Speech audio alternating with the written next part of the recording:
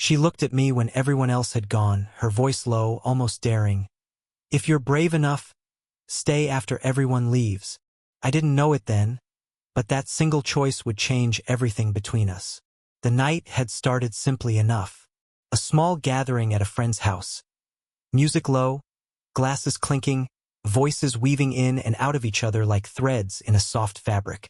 I wasn't expecting much from the evening, maybe just a little laughter, a chance to loosen my shoulders after a long week. But then I noticed her. She wasn't the loudest person in the room, not the one commanding attention with every word. No, she drew people in differently with a kind of quiet gravity. She was seated near the end of the table, her posture composed, her smile faint but steady, as though she knew something no one else did. She must have been in her early 40s. Elegant, confident in a way that didn't need to announce itself. The kind of woman whose presence lingers even when she hasn't spoken a word. I caught myself watching her more than once, not because she demanded it, but because it was almost impossible not to. When she laughed, it wasn't sharp or careless. It was low, warm, and it seemed to settle into me, grounding me without my permission.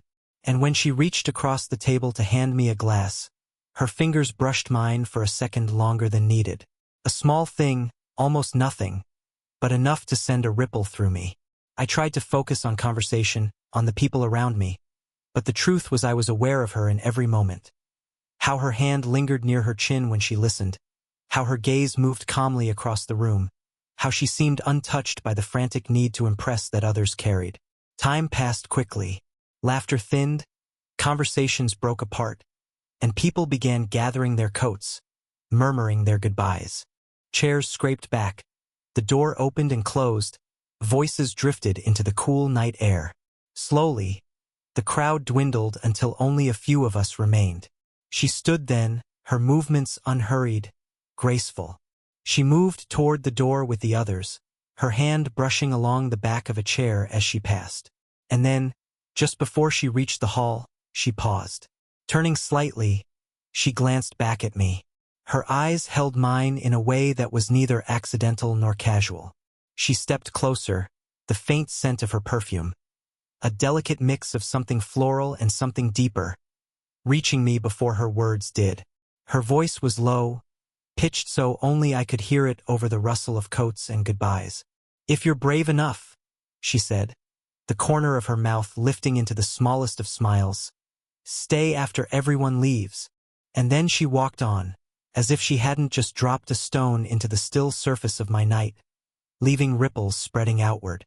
I sat there, my heart suddenly louder in my chest, my mind trying to catch up with what had just happened.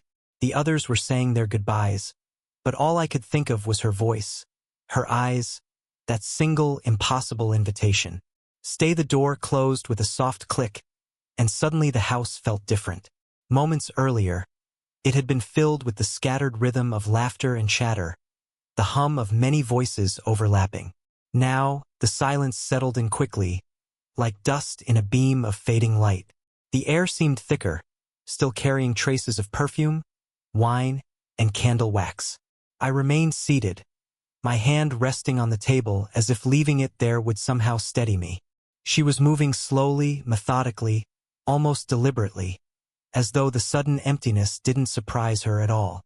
Her heels made a muted sound against the wooden floor as she crossed the room, gathering empty glasses into her hand. She didn't speak. She didn't need to. There was something in the quietness of her movements, something intentional, that made every second stretch longer than it should. I rose to help, because it felt easier to act than to sit still beneath the weight of the silence. As I reached for a glass near the edge of the table, my fingers brushed hers again. This time there was no crowd, no excuse for the lingering touch. It was just us, our hands overlapping for a moment too long before she let the glass slip into my grasp. Her eyes lifted to mine, calm, steady. No rush, no nervous flicker, just the steady presence of someone who understood exactly what she was doing. We carried the glasses to the kitchen, and even there, the silence wrapped around us. The soft sound of running water, the faint clink of glass against porcelain. It all felt amplified. My chest rose and fell with an awareness that bordered on restless. When we returned to the dining room, the table was half cleared, but the air between us was heavier than before. She paused at the far end of the table, her hand resting lightly on the back of a chair. Her gaze lingered on me, not as a question, not as a challenge, but as something else entirely, like she was measuring the depth of my decision to stay. I felt it then, the subtle pull, the quiet current that had been running beneath the evening all along. The faint scent of her perfume drifted across the space between us, mingling with the cool night air seeping in from a cracked window. My chest tightened with the thought that if I spoke, I might shatter something delicate, something carefully balanced. So I didn't speak. Neither did she. The silence itself became its own kind of conversation. The weight of it pressed gently but firmly against me, daring me not to look away, daring me not to retreat into safety. Her eyes didn't leave mine, not once, and in that stillness, I realized the world outside had slipped away. It was just us, the faint ticking of the wall clock marking each second, and the quiet acknowledgement that something was already unfolding, something neither of us had named aloud. The question wasn't whether I had stayed. The question was whether I was ready for what staying would mean. She moved first. Not in some dramatic way, no, it was subtler than that. She shifted her weight, sliding into the chair across from me as though she had been waiting for the right moment to settle there. Her posture was relaxed, but her eyes were steady, holding mine in a way that made it impossible to glance away. "Tell me," she said softly, her tone hovering between playful curiosity and something deeper. "Why did you stay?" The question hung in the air like smoke, curling into every corner of the room. I felt it press against me, making my chest tighten. I hesitated, my fingers tapping absently against the wooden surface of the table. How could I answer honestly without revealing too much? Curiosity was safe. Desire was not. "I don't really know," I said finally, my voice lower than I expected. "Maybe I just wanted to." Her smile flickered, small, knowing. "Wanted to?" she echoed, tilting her head slightly, studying me as though she could see past the words I wasn't saying. I swallowed, shifting in my chair. The silence between us felt sharper now, edged with something unspoken. I could hear the faint ticking of the wall clock again, steady and relentless, as if it were counting down to something inevitable. She leaned forward just a little, her arms resting on the table, her fingers loosely clasped together. "You know," she said slowly, "most people would have left. Most people do what's expected. So when someone doesn't—" She paused, her lips curving faintly. "I can't help but wonder what it is they're really looking for." Her words weren't accusing, but they weren't casual either. They carried weight, as though she was carefully testing the edges of my resolve. I tried to hold her gaze, but the truth was, it unnerved me. In a way that wasn't unpleasant, but undeniable. My chest felt tight, my breath caught somewhere between steady and restless. When I didn't answer right away, she moved again. Just slightly, but enough. Her hand reached across the table, her fingers brushing against my wrist. The touch was light. So light I almost wondered if I had imagined it. But it was there, warm and deliberate. She let her fingers linger, not gripping, not holding, just resting. That single touch said what neither of us had dared to voice. It was an anchor, pulling me into the present, stripping away excuses and half-answers. "I stayed," I whispered, surprising even myself, "because I didn't want the night to end." Her eyes softened then, the challenge fading into something quieter, gentler. The edges of her lips curved again, not into a smirk but into something warmer, something almost tender.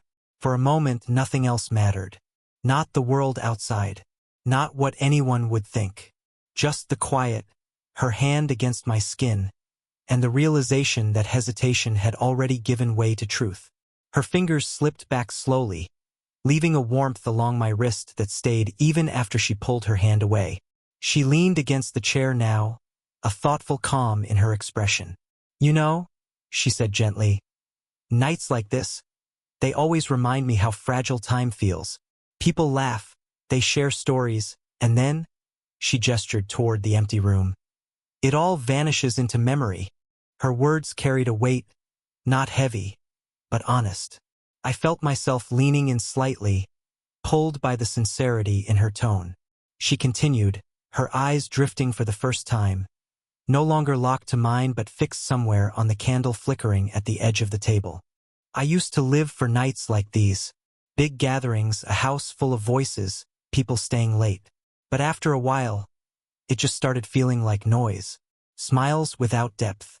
And I guess, her lips pressed together faintly.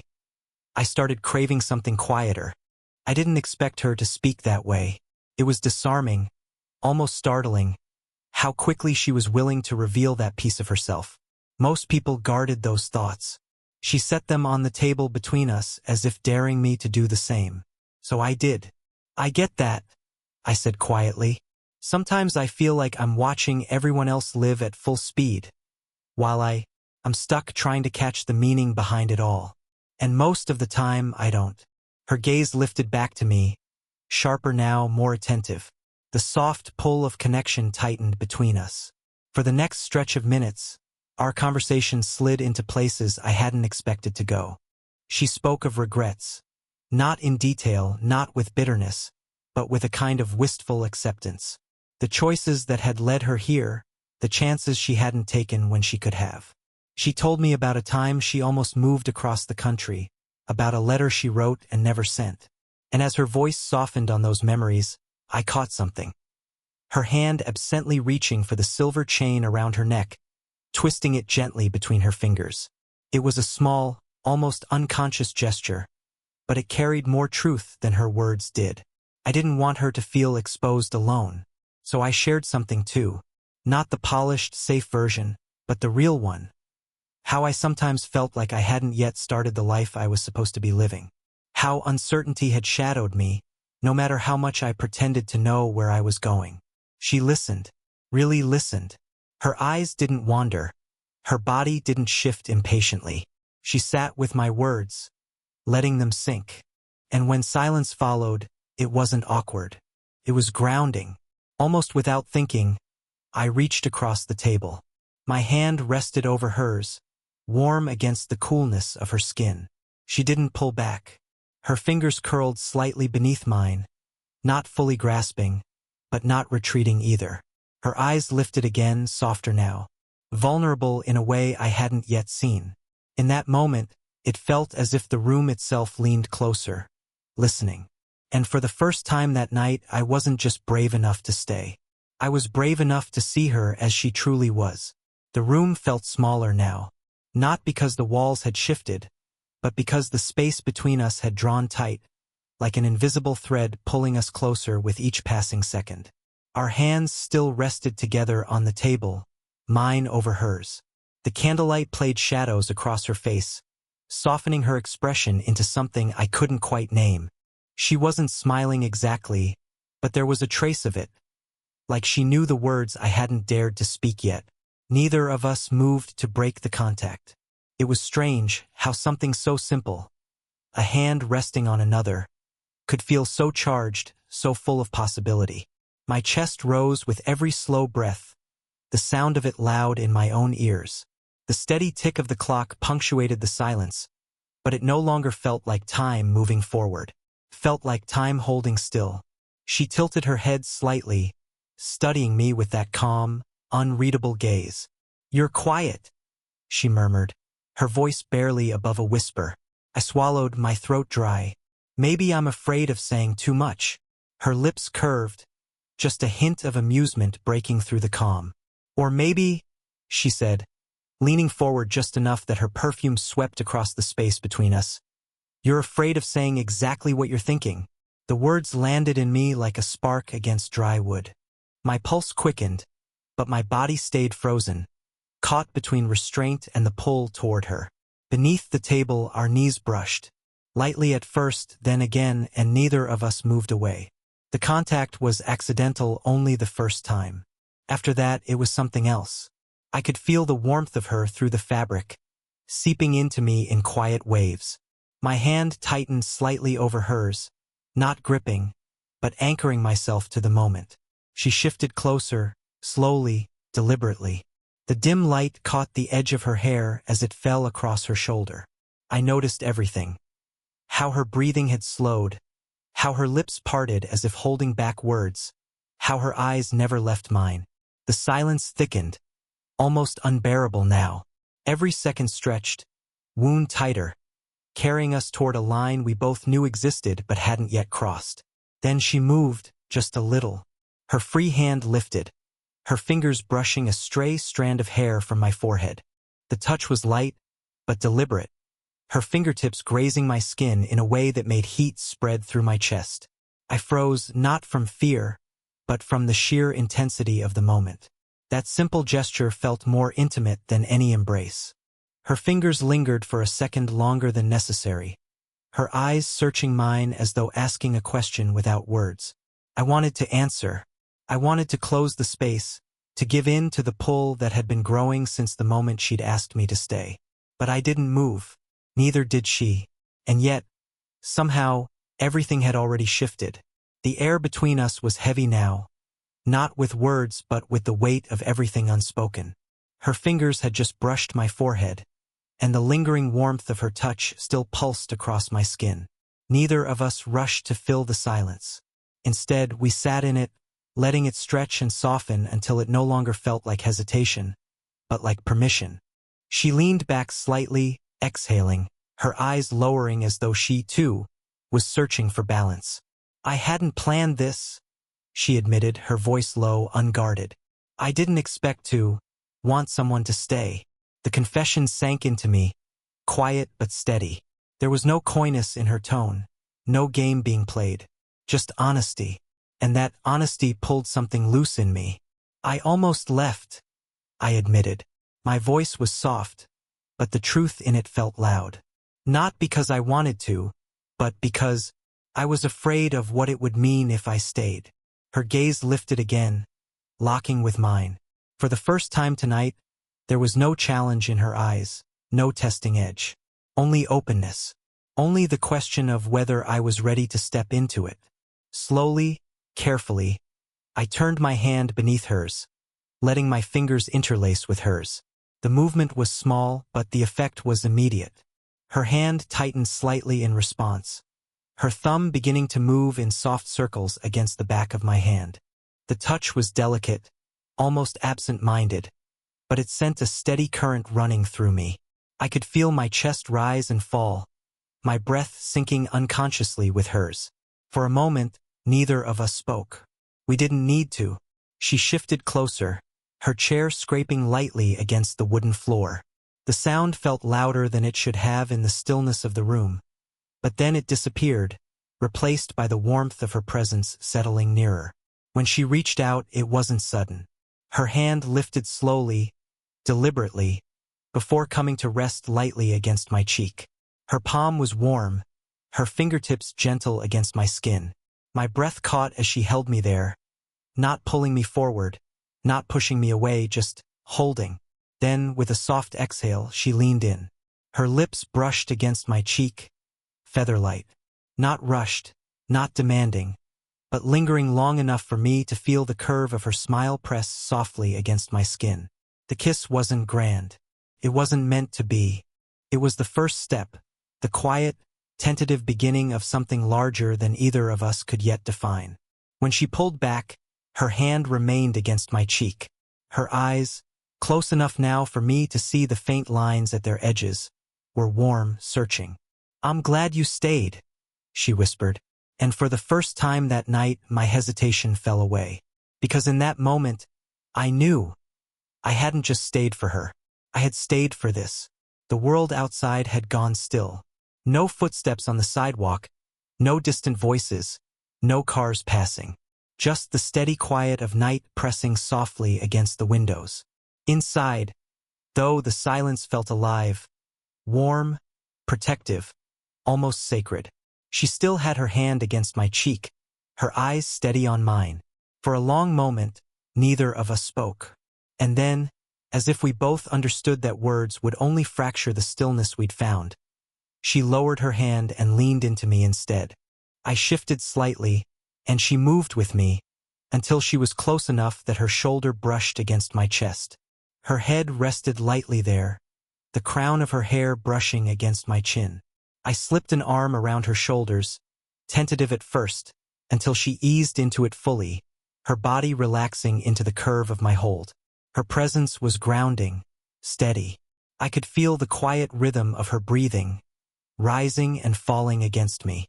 The faintest trace of her perfume lingered in the air, mingling with the scent of wine and candle wax. For a moment, I closed my eyes, and in that moment I realized how rare it was for two people to sit together like this, not needing to fill the silence, not needing to explain themselves, just being. Her voice broke the stillness softly. "Brave enough?" she murmured, almost to herself, the words brushing against my chest as she spoke them. I smiled, though she couldn't see it. Brave enough. The phrase echoed through me, carrying a meaning far deeper than the challenge she had whispered earlier that night. Staying wasn't the bravery. The bravery was in allowing myself to be here, fully, without excuses. I tightened my arms slightly around her, pulling her closer. She didn't resist. Instead, she shifted just enough to nestle more comfortably against me, her hand resting lightly over mine. Her thumb traced absent patterns against my skin, absent-minded but intimate, like she wasn't even aware she was doing it. We sat like that for what felt like hours, though it might have only been minutes. The candle beside us burned lower, its flame swaying faintly. The clock ticked on, steady and unbothered. Finally, she lifted her head just enough to meet my eyes again. Her expression was soft now, the composure she carried earlier giving way to something gentler, something real. "You should know," she said quietly. "I don't let people in easily." "I don't either," I replied, my voice steady. Her lips curved faintly, the kind of smile that carried gratitude more than amusement. And then, without hesitation, she leaned in again. Not for a grand kiss, not for anything that would shatter the quiet we had built, but to rest her forehead against mine. The touch was tender, grounding. Our breaths mingled, warm in the small space between us. And in that closeness, I understood that whatever this was, it didn't need to be rushed or labeled or defended. It was enough that it was real. The night didn't end with fireworks or promises. It ended with warmth, with her hand in mine, her head against my shoulder, and the quiet certainty that bravery had brought me here. And I didn't want to be anywhere else. If the story pulled you in and left you wondering what bravery means in your own life, don't keep it to yourself. Backhand index pointing right, hit like if you felt the connection. Backhand index pointing right, tap subscribe so you don't miss the next story.